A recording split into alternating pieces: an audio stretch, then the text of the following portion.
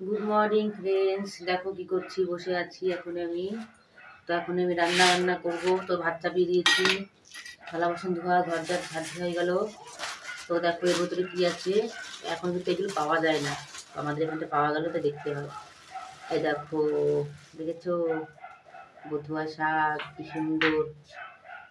তো আজকে বথুয়া শাকই রান্না হবে। তো আমি শাকটা এখন বেছে নেবো সুন্দর করে।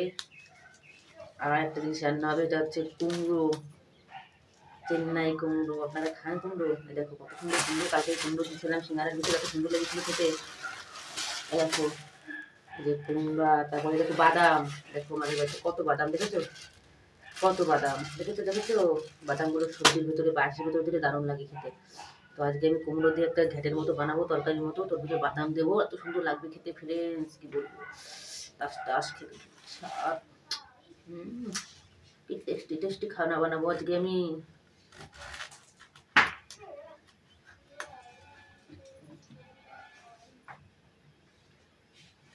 टेस्टी टेस्टी खाना बनाना काम है मेरा।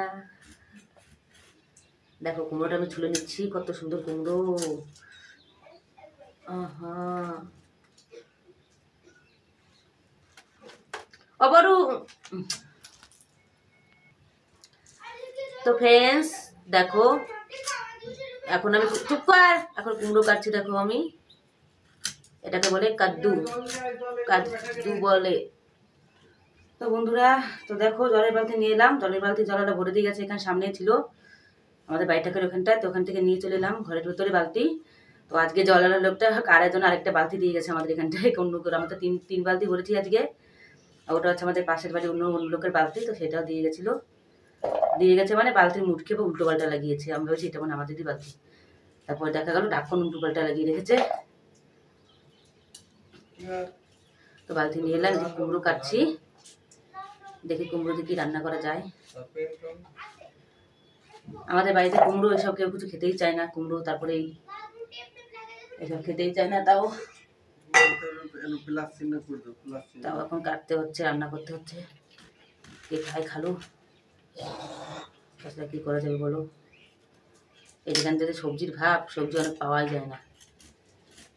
আর বথুয়া শাক সিদ্ধ খেতে চেয়েছে কটা, তো কটা সিদ্ধ দিয়ে দেবো, অনেক কটাই আছে।